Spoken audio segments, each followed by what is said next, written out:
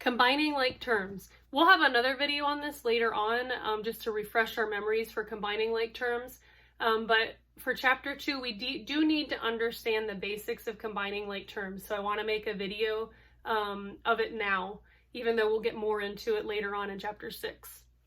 So combining like terms, it has to do with when you're adding and subtracting. So we're not multiplying or dividing when we're combining like terms. It's only addition and subtraction, okay? So 2 things that you want to keep in mind when you're combining like terms. First of all, it doesn't matter what the coefficient is.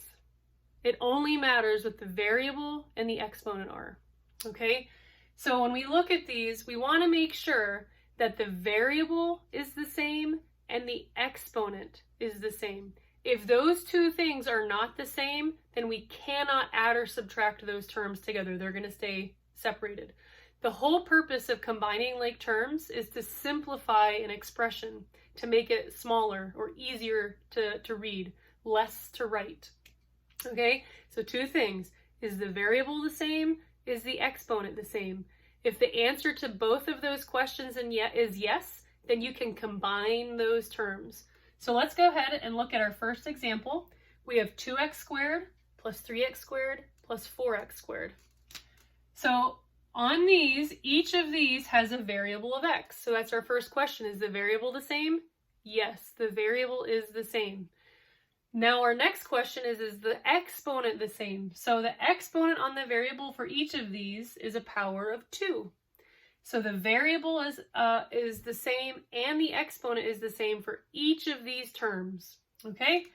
So you have an x squared, and an x squared. If all of those are the same, then all you're going to do is add or subtract the coefficients. So the coefficient is the number that comes before the variable. So we're going to have a 2 plus a 3 plus a 4. So 2 plus 3 equals 5. 5 plus 4 equals 9. So all we're doing is adding the coefficients.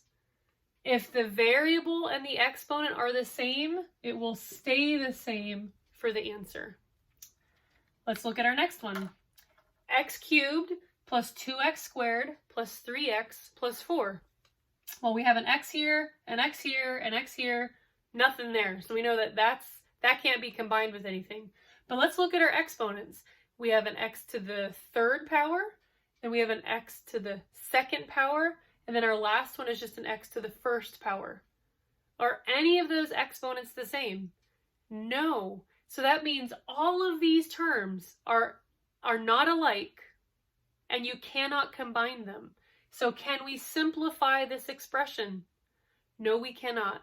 This is as simple as we can write this expression because there are no terms that are alike that we can combine. So we would leave that one as is. Let's look at our last one. 2x plus 3y plus 4y minus x. So on this one, we have a variable of x, and over here we have a variable of x. And both of these x's have an exponent of 1. So they have the same variable and the same exponent. So we can combine those 2 terms. Whenever we have a variable that's by itself and there's no coefficient, the assumed coefficient is going to be 1. So if you want to write that in, you can. So now we have 2 minus 1. And the reason why this is a minus is because the sign that comes before this variable or this term is the sign that you use to perform your operation. So we have a positive 2x minus a 1. So 2 minus 1 is going to equal just a 1, correct? So 2 minus 1 equals 1. And remember, we just add or subtract the coefficients. The variable and exponent stay the same. So we're just going to have an x. So if we ever have a coefficient of 1, it is unnecessary to write that. Okay, you can just, if you want to write it as a reminder or a visual aid, feel free to do that in this class. But you just want to keep in mind that it's unnecessary to write it as an answer on a quiz or an exam or in later classes. So 2x minus 1x is just going to be x. Looking at our other 2 terms, we have a 3y plus a 4y. Both of the terms have a y, and both of those y's have an exponent of 1. So we can combine those 2 terms. So 3 plus 4 is a positive 7. So that's going to be a plus sign. And then again, all we're doing is adding or subtracting the coefficients. The variable and the exponent stay the same. So we could simplify this big, long polynomial that's 4 terms long. We can simplify it into 2 terms by combining your x terms, combining your y terms, and we would have x plus 7y. So this is just a brief example of how we can combine like terms.